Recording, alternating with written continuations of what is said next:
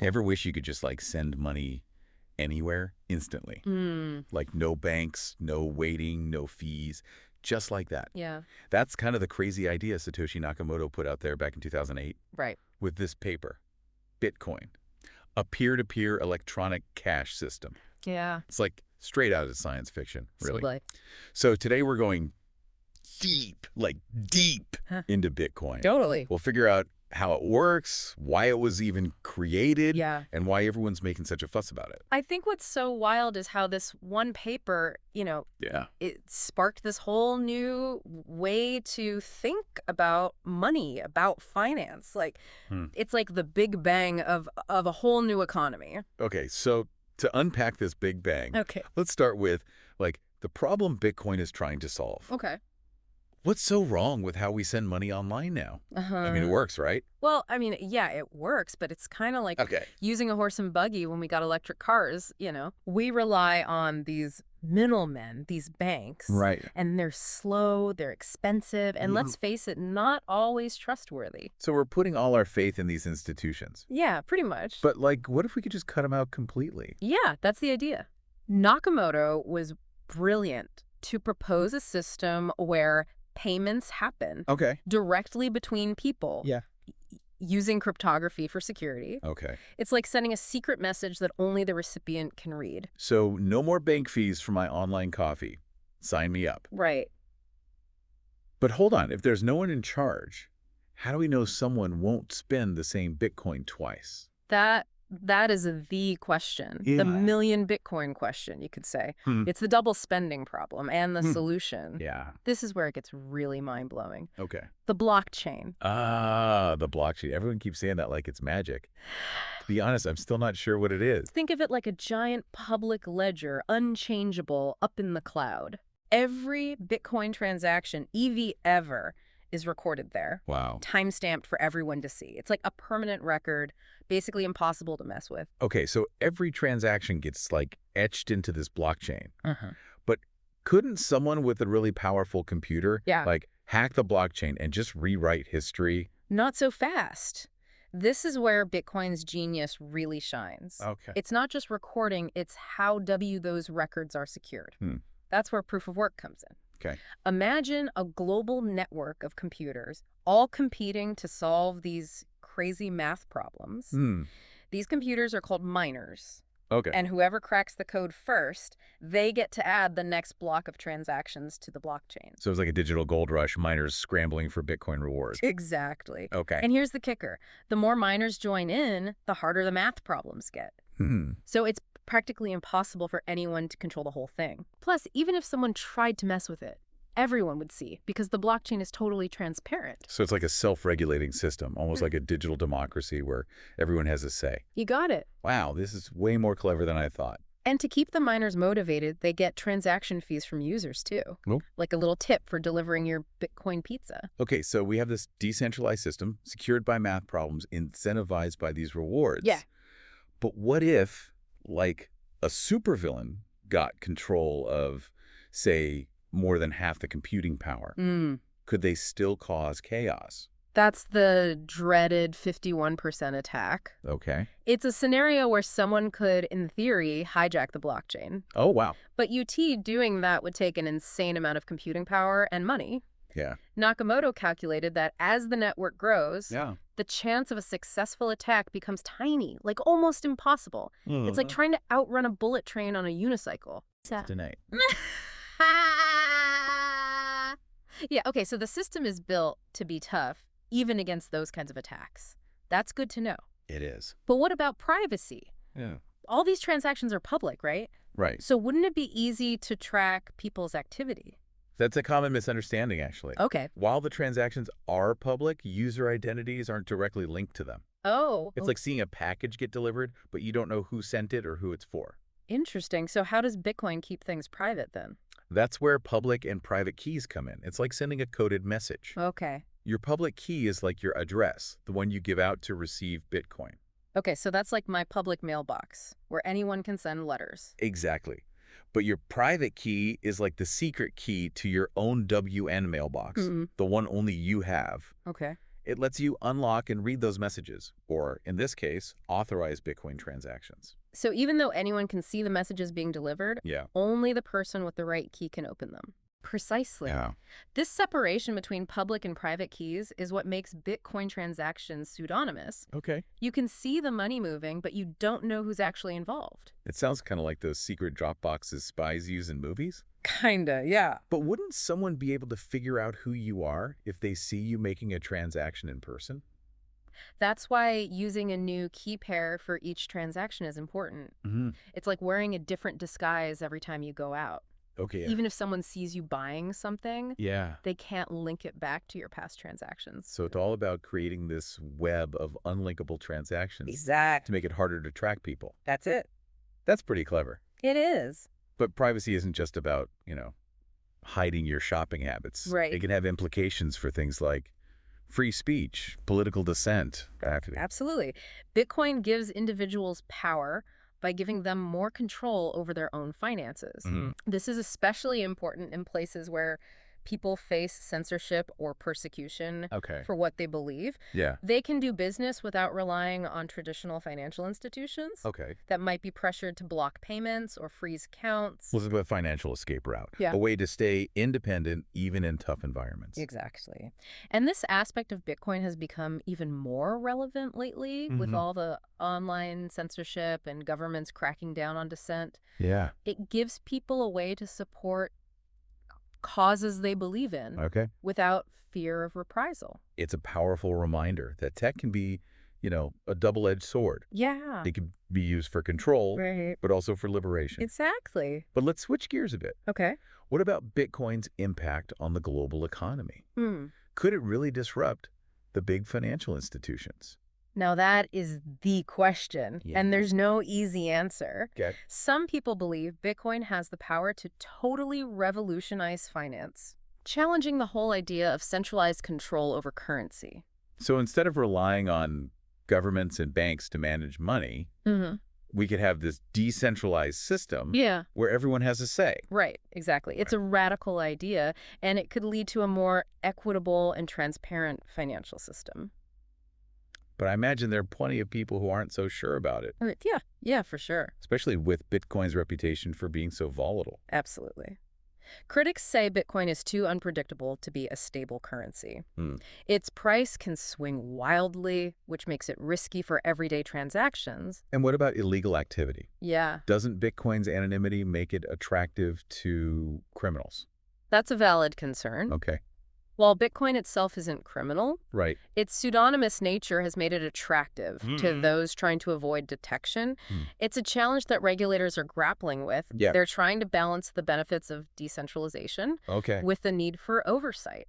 It sounds like we're still figuring out where Bitcoin fits in the big picture of finance. We are It's complicated, with no easy answers. very complicated. But it's a conversation that's probably going to continue for years, right? Oh, yeah, definitely. As we see how Bitcoin evolves and matures. Right. But no matter what happens, it's clear that Bitcoin has made us rethink some things. Yeah. Our assumptions about money, trust, Mm. and how economic systems work. Yeah, it's like shaking the foundations of the financial world and Mhm. seeing what emerges from the rubble. But let's not forget the mystery surrounding its creator. Right. What do you think made Satoshi Nakamoto stay anonymous? It's a question that sparked a lot of theories. Yeah. Some believe it was just about personal privacy, wanting to avoid the fame Right. and the scrutiny that Yeah. comes with being the face of Bitcoin. Maybe they were worried about becoming a target Yeah, for hackers or governments. that's definitely possible. Okay. Others think it was a deliberate strategy to protect Bitcoin from interference. Okay. By staying anonymous, Nakamoto ensured Bitcoin would be truly decentralized Yeah. with no single leader or organization controlling it. So it's like creating a headless organization. Yeah. One that can't be easily manipulated or shut down. Exactly. Wow. And there's always the theory that Satoshi Nakamoto isn't one person at all, but a group. A bunch of brilliant minds working under a pseudonym. That would definitely add another layer to the whole story. Yeah. But whoever they are, whatever their reasons for staying hidden, Their impact is undeniable. For sure. They created something that's captured the imaginations of millions and sparked a global movement. Yeah. It shows the power of ideas Yeah. and how much people love a good mystery. And laughs. That's true. But enough about the past. Okay. Let's get out our crystal ball Yeah. and talk about the future of Bitcoin. What trends and developments should we be watching for in the coming years? One of the biggest trends is the growing acceptance of Bitcoin by businesses and institutions. Okay. We're seeing more companies, even big ones, starting to accept Bitcoin as payment. So it's slowly becoming mainstream. Exactly. Mhm. And it's not just businesses. Okay. Major financial institutions are starting to get involved too, Really? offering Bitcoin-related services and investments to their clients. That's a big deal. It is. It means Bitcoin is gaining legitimacy Uh-huh. and becoming a more established part of the financial system. Yeah. What else is on the horizon? Another exciting area to watch is the development of new technologies and applications built on top of the Bitcoin blockchain. Okay. We're seeing things like decentralized finance emerging, DeFi for short. I've heard that term DeFi. Yeah. What exactly is it? Imagine a financial system that's completely open, Okay. accessible to anyone, no matter where they are, Wow. or their credit history. Mm. That's the promise of DeFi. It aims to create a fairer and more transparent financial world using blockchain technology. So it's like taking power away from the big banks Yeah. and giving it to the people. Exactly. And then there are non-fungible tokens, NFTs. Okay. These are digital assets that represent ownership of unique items, like artwork, collectibles, even virtual real estate. So it's like having a digital deed to a piece of the metaverse. Precisely. These innovations are expanding what we can do with blockchain technology and attracting a whole new wave of developers and entrepreneurs to the Bitcoin world. Wow. It's like a new digital gold rush. It sounds like the future of Bitcoin is anything but boring. Oh, it's anything but boring. It'll be fascinating to see how these trends play out and what new innovations come out of this rapidly changing space. Okay, we've covered a lot in this deep dive, from the technical details of Bitcoin to its potential impact on everything from privacy to the global economy. It's a lot to unpack. It is. Yeah. But before we wrap up, I'd love to hear your final thoughts on what this all means for the average person. Okay. Yeah, it really is just the tip of the iceberg. Right. There's so much more to explore, like how Bitcoin handles those everyday transactions. It's not like you'd buy groceries with a gold bar, right? You need smaller units. Yeah, that's what I was wondering. Uh-huh. Can you actually split a Bitcoin into smaller pieces? Absolutely. Imagine having to use exact change every time you paid for something. Yeah. Down to the penny. Right. That's where the idea of combining and splitting value comes in. So it's like having a digital wallet with different compartments for your Bitcoin change. Exactly. Transactions can have multiple inputs and outputs. Okay. So you can combine smaller bits of Bitcoin for larger purchases or split them into smaller amounts. Okay. It's like digital origami, folding and unfolding value as needed. That's pretty neat. But I'm also curious about how the blockchain keeps track of all these transactions. Yeah. Especially as it gets bigger and bigger. Right. The paper mentioned something called a Merkle tree, which sounds interesting, but kind of complex. Merkle trees are a fascinating way to organize and verify data efficiently. Okay. Think of it like a digital library card catalog. Okay. If you want to find a specific book, you don't need to search every shelf. Right. You use the card catalog to pinpoint its location. Ah, so instead of checking every single transaction, you can use this Merkle tree to quickly confirm if a transaction is in a specific block. Precisely. It makes verification super fast, even as the blockchain grows massively. Wow. And that efficiency is crucial for keeping the whole system running smoothly. Okay, that makes sense. Yeah. Now let's go back to privacy. Okay. We talked about how user identities aren't directly linked to transactions. Right. But how does that actually work? It all comes down to those public and private keys. Imagine sending a secret message that only the recipient can read. Your public key is like your Bitcoin address, the one you share when you want to receive Bitcoin. Okay, so that's like my public mailbox, where anyone can send letters. But your private key is like the secret key to your own personal mailbox. Okay. The one only you have. Got it. It's what lets you unlock and read those messages, or in this case, authorize Bitcoin transactions. So even if everyone can see the messages being delivered, Yeah, only the person with the right key can actually open them. precisely. Hmm. And this separation between public keys and private keys Yeah? is what makes Bitcoin transactions pseudonymous. Okay. You can see the money moving, Right. but you don't know the actual identity is involved. It sounds like a digital version of those secret drop boxes spies use. Yeah, kind of. But wouldn't someone be able to figure out your identity if they see you making a transaction in person? That's where using a new key pair for each transaction comes in. Hmm. It's like wearing a different disguise every time you go out. Even if someone sees you making a purchase, they won't be able to link it back to your previous transactions. So it's all about creating a web of unlinkable transactions Right. to make it harder to track people. Exactly. That's pretty clever. It is. But privacy isn't just about keeping your shopping habits secret. No. It can also have implications for things like freedom of speech and political dissent. Absolutely. Bitcoin empowers individuals Mm-hmm. by giving them more control over their finances. Okay. This is especially important in places where people face censorship or persecution for their beliefs. Yeah. They can transact without relying on traditional financial institutions Right. that might be pressured to block payments or freeze accounts. So there's like a financial escape route, Yeah, a way to maintain your autonomy even in restrictive environments. exactly. And this aspect of Bitcoin has become increasingly relevant Mm. as we've seen a rise in online censorship and government crackdowns on dissent. Right. It gives people a way to support causes they believe in. Without fear of reprisal. It's a powerful reminder that technology can be a double-edged sword.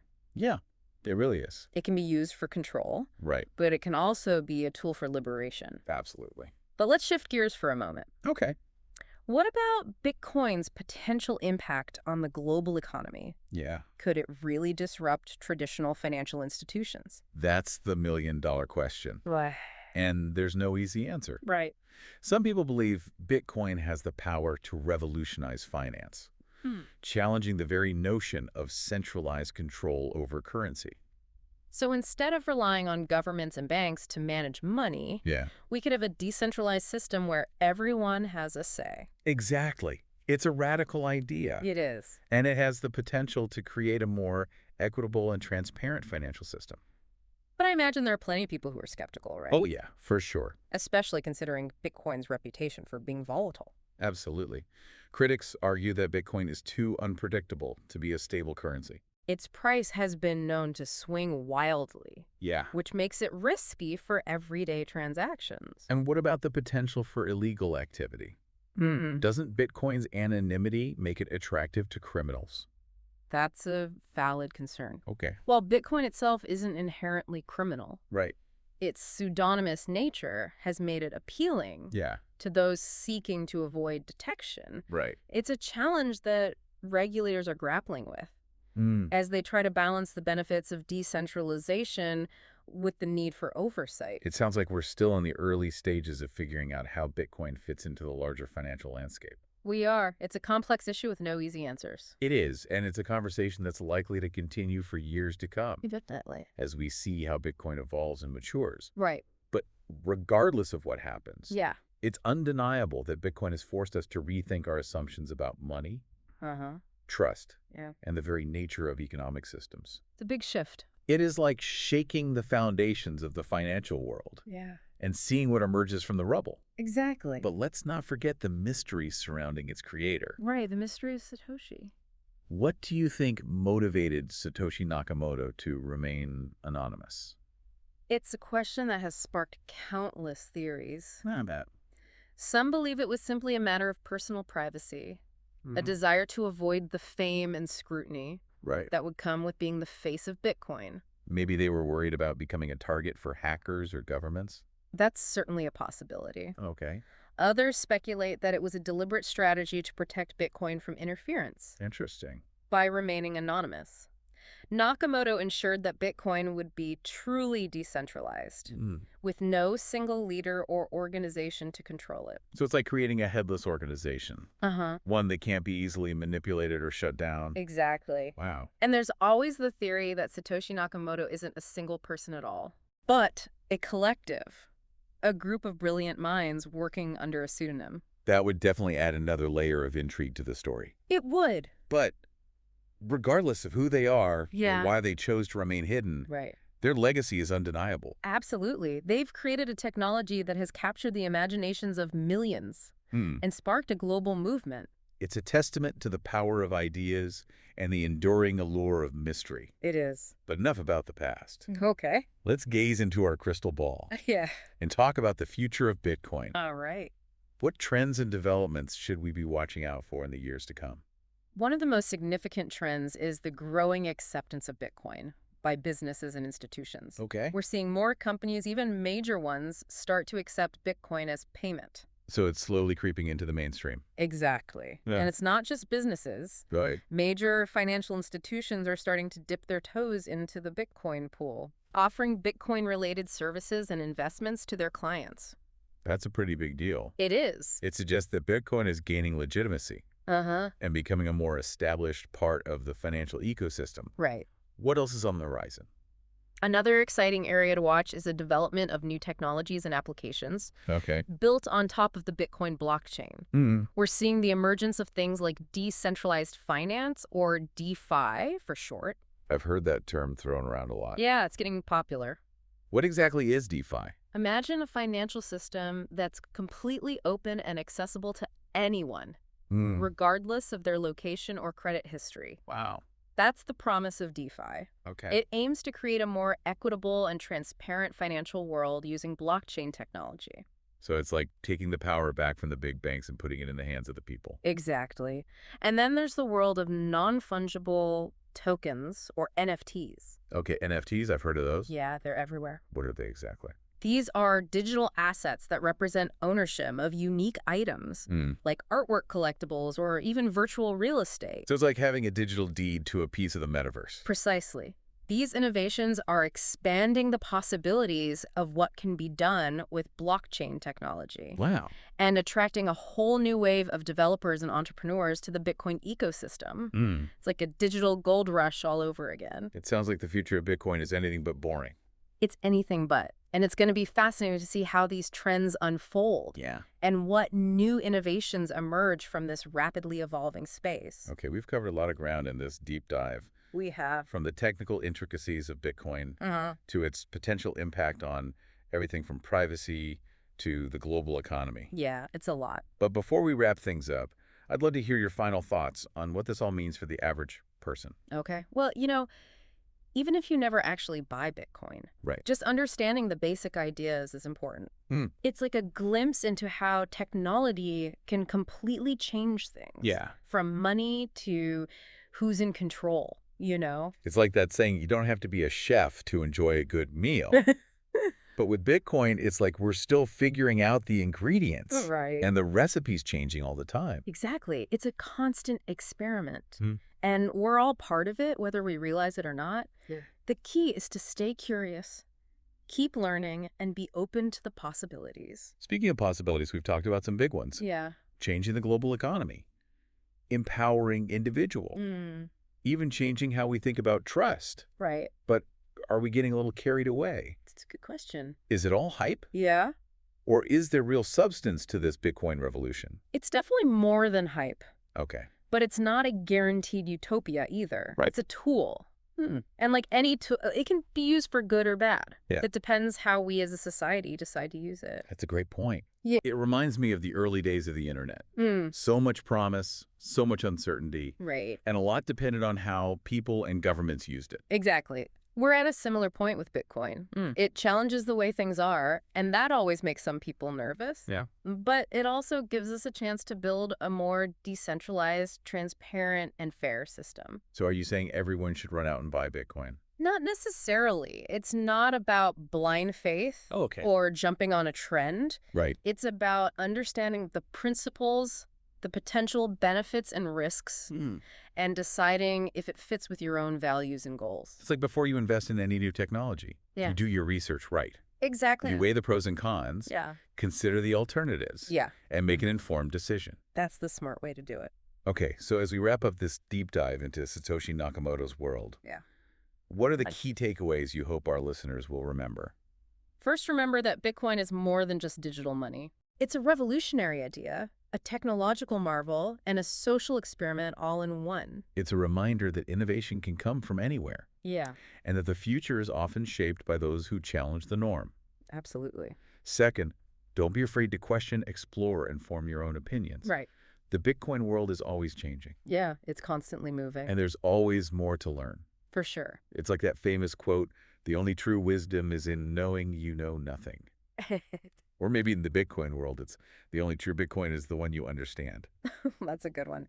And finally, remember that the future is what we make it. Hmm. Whether Bitcoin takes over the world or fades away, Yeah. the principles it represents, decentralization, transparency, individual empowerment, Right. those will continue to influence how we think about technology and its impact on society.